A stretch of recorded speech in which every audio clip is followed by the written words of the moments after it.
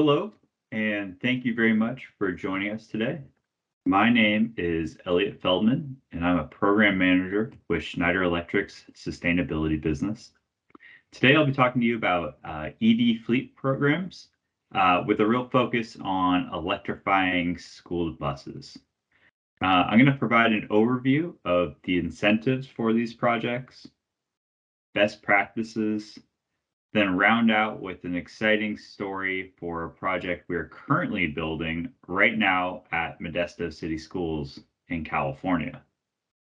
If you have any questions, please feel free to put them into the chat or send me a follow-up email. I'm going to provide my contact information at the end of the presentation. But we're really excited about this at Schneider Electric. We think EV fleet adoption, and especially in the school district world, is an amazing thing. It provides a lot of great savings, healthier air quality, and overall, it's just a great sustainability initiative. So let's go ahead and let's get started. As some of you may know already, under Title 11 of the Clean School Buses and Ferries Act, the bipartisan infrastructure law provided $5 billion over the course of the next 5 years for the replacement of existing school buses with clean school buses and zero emission school buses as well.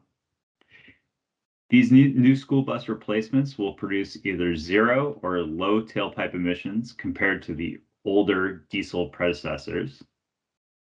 And school bus upgrades funded under this program will result in, again, cleaner air on the buses, the bus loading areas, and all throughout the communities that these buses operate.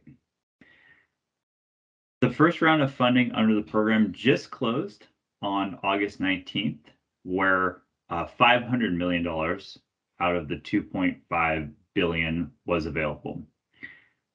And $2.5 billion is for just the EV portion of the buses. So you can see there's a significant amount of more money available over the next 4 years for the adoption of cleaner school buses.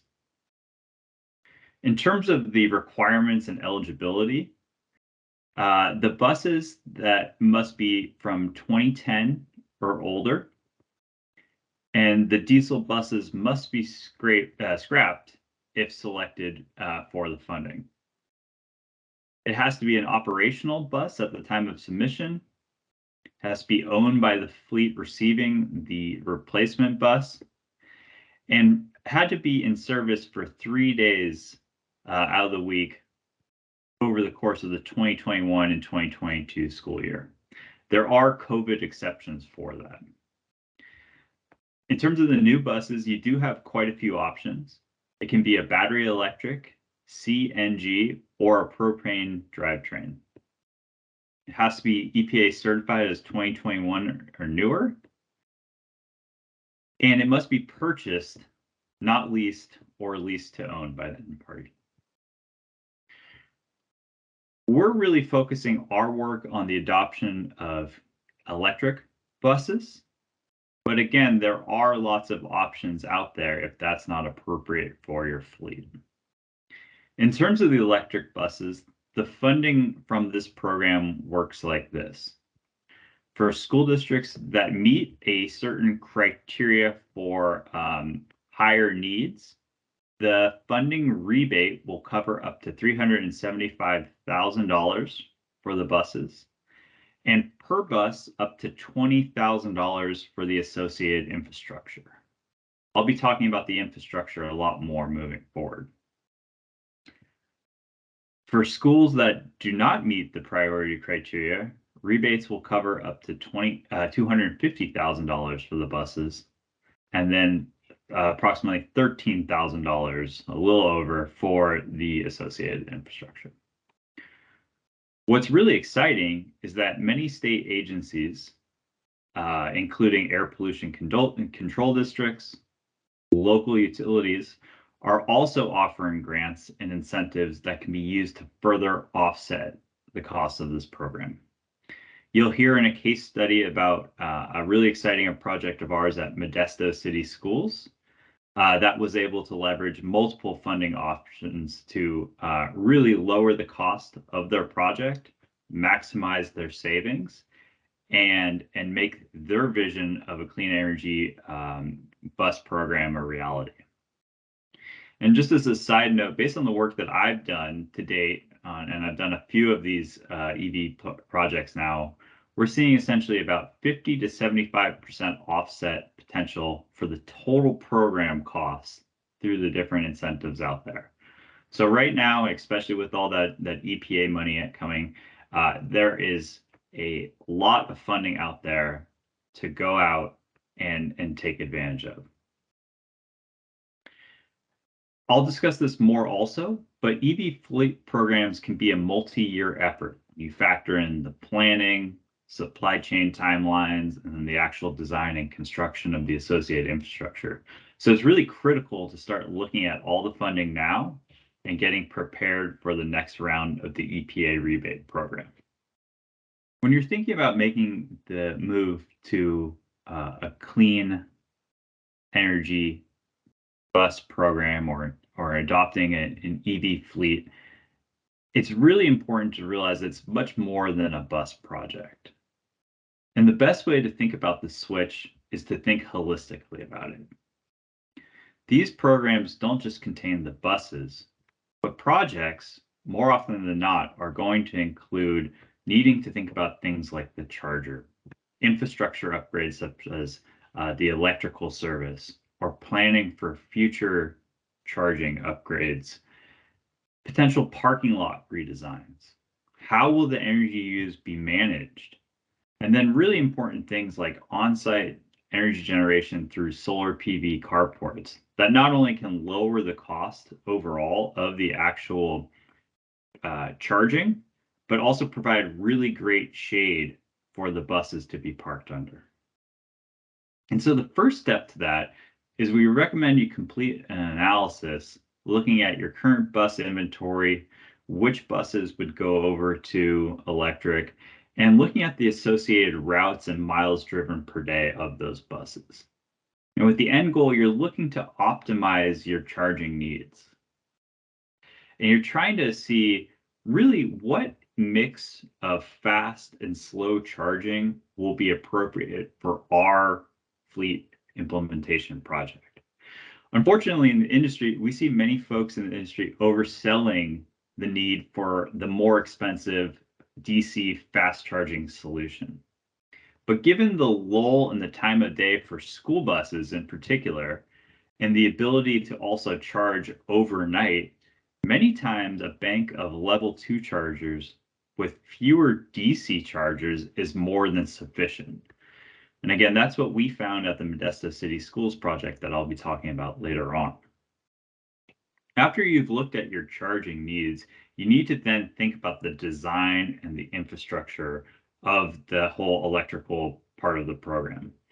So an example would be, do you want to, while you have the ground open and you're laying this infrastructure, should you lay out future infrastructure and stub up for more chargers to be installed more easily in the future? With your solar, do you want to pair something like battery storage or even a potential microgrid allowing you to island this energy production in the event that the grid goes down? Really getting the planning, and then the designing and engineering of the projects down tightly is a critical piece to the successful implementation of these projects. And when it comes down to construction, it's very interesting. This doesn't apply always, but for the most often thing that we see is that the timeline to go out and actually build these projects is very narrow. And that's because there's a tight summer construction window where the buses are not in use. And maybe school buses are in use for summer school activities, but we know through the end of the regular school year and then a few weeks before, those buses are going in and out of the yard multiple times a day. So working with a partner who's able to install quickly and have everything in place, including supply chain management for the material, is a really critical component also to the successful rollout of an EV focused fleet project. I talked about the funding, but again, layering the funding aspects, whether it's the EPA grant and the next 4 years of that, or those other incentives that I talked about, layering all of this in and creating a comprehensive plan to implement is again what we recommend as the best approach moving forward. And let's not forget that these types of programs also provide a really exciting opportunity to involve the students and the community. It's such a win for the community to see these clean buses rolling down the street. And it's your job to make sure the students and staff understand this positive change. These are great ways to make an impact on the environment for your community. And everything we've seen to date, there's just so much excitement about the rollout of, EV buses in general, especially electric school buses. So make sure you're telling that story, working with a partner who can really get out and do a lot of creative things from a student and community engagement standpoint. I'd like to kind of transition now and talk a little bit about a project and a program that Schneider Electric is really excited about. And we've had the great pleasure to partner with Modesto City Schools. We are in the process of building our first phase of work with them right now, as well as designing a second phase. And so, it's a little bit of an interesting story, but a couple of years back, I was in their district offices and we were talking about ways that we might be able to help. And they brought up, well, it's looking like we are going to be able to get a significant amount of funding from the California HVIP program to offset the cost of new electric school buses. And it wasn't finalized, but when we kind of were able to talk more, they were able to secure about $7 million to offset the cost of, to offset partially the cost of 30 electric school buses. Now, the district needs, it really needs to be called out that the district took on a significant investment on their part too to make this a reality.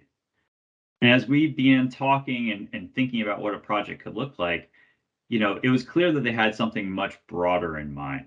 So not only did they need help with the EV infrastructure side of rolling out these new electric school buses, but there was a lot of interest in sustainability from their board and their community. And so, after a few delays from COVID, we were able to grow that project and really help the district with a much larger sustainability focused initiative. And that project, and again, we're right in the middle of construction right now, but we were able to build solar carports to go over the buses at their maintenance and transportation yard. We installed 30 chargers, majority of those being the level 2 chargers, as well as plan for future infrastructure. And we've helped them write a couple more grants to get more funding to add a mix of fast and regular charging and potentially more solar. We did some really exciting work by building outdoor learning environments to take advantage of some one-time stimulus money, and then really encourage their students to get outside and enjoy the environment while they're learning, as well as installed solar carports at one high school. The district received a significant amount of grant money, and through the savings from their solar, from making the switch over from diesel to electricity, and some really exciting things within the California low carbon fuel standard market, the district is seeing a significant amount of savings back on their investment, which allows them to put that money back into their general fund and fund other initiatives. So we couldn't be prouder to be helping Modesto City Schools, and really think that this is a great roadmap for what an EV fleet project could do. It's much more than the buses, as we've been saying. It's the ability to look comprehensively and holistically at your facilities, think about the changes that you want to make. And because there's so many grants and so much savings potential, it allows you to do a much larger project. So I'm going to stop there. I again want to thank everyone for joining me today. I think, as you can see, Schneider Electric and myself personally, we're really excited about the transition over to EV fleets. We think it makes a lot of sense for counties, for cities, and especially school districts. School districts, again, with the amount of EPA rebate money available over the next 4 years, this is a great time to start on these initiatives. And if you have any questions, I'd be happy to answer them. The chat has been available. Feel free to post any questions you have now, and we'll stick around and answer them. Additionally, I can be reached by email at Elliott, it's ELLIOTT.Feldman, F as in Frank, ELDMAN, @SE.com. And again, Schneider Electric is here to help, whether it's an initial conversation or helping you navigate all the way through a successful EV fleet project.